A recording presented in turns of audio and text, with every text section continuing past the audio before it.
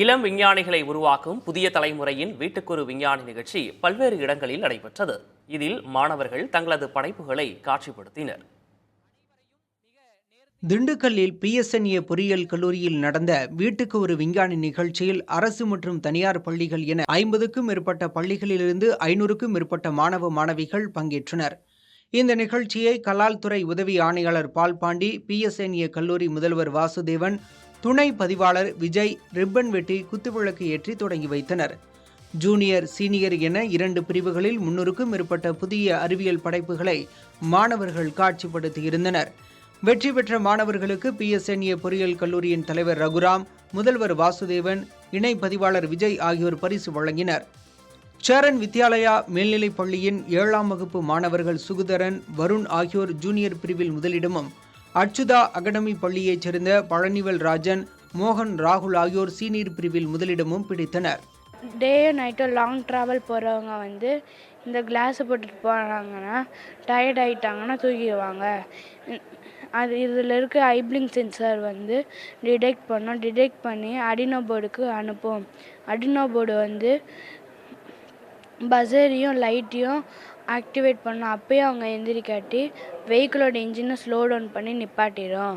நாங்கள் ப்ராஜெக்ட் ஏரோப்ளேன்லேருந்து இப்போ நம்ம ஃபாரஸ்ட் ஃபயர் காட்டு தீயின் போது நம்ம நிறைய மரங்கள் பெரிய பெரிய நிலத்தில் அழியும். அந்த மாதிரி டயத்தில் நம்ம இந்த கண்டுபிடிச்சிருக்க அந்த பிளேனை வச்சு நம்ம அதிலேருந்து விதைகள் தூவலாம். இப்போ வரிசையாக அந்த தூவுறப்ப திருப்பி நம்ம பழைய மாதிரி அந்த ஒரு காட்டை திருப்பி கொண்டு வர முடியும். கள்ளக்குறிச்சியை அடுத்த தச்சூரில் உள்ள ஆக்சாலிஸ் பன்னாட்டு பள்ளியில் நடைபெற்ற வீட்டுக்கொரு விஞ்ஞானி நிகழ்ச்சியை பாரதி கல்வி நிறுவன தலைவர் பரத்குமார் தொடங்கி வைத்தார்.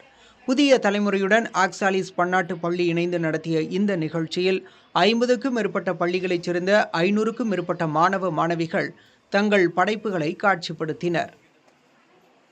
இந்த விஞ்ஞானம் ஒரு சீரியஸாக எடுத்துக்கிட்டு நம்மளும் ஒரு விஞ்ஞானி ஆகணும், நம்மளால் ஒரு படைப்பு கொண்டு வர முடியுங்கிற ஒரு நம்பிக்கையை கொண்டு வர்றது பார்த்திங்கன்னா இந்த வீட்டுக்கு ஒரு விஞ்ஞானி மூலிமா வர்றது ஒரு பெரிய விஷயம். ஆக்சுவலாக அருமையான ஃபங்க்ஷன். புதிய தலைமுறை நடத்துவதை நினைத்து மிகவும் பெருமையாக இருக்கிறது. இக்கால இளைஞர்களே வருங்கால விஞ்ஞானிகள். அதை பார்க்கும் பொழுது நிறைய எக்ஸ்பெரிமெண்ட் மாணவ கண்மணிகள் செய்திருப்பதை பார்க்கும்போது மிகவும் சந்தோஷமாக இருக்குது. நாமக்கல் மாவட்டம் திருச்செங்கோட்டில் உள்ள ஸ்ரீ சண்முகா கல்வி குழுமத்தில் புதிய தலைமுறையின் வீட்டுக்கு ஒரு விஞ்ஞானி நிகழ்ச்சி நடைபெற்றது. ஸ்ரீ சண்முகா கல்வி குழுமத்தின் நிர்வாக இயக்குநர் திருமூர்த்தி ஆறுமுகம் நிகழ்ச்சியை தொடங்கி வைத்தார்.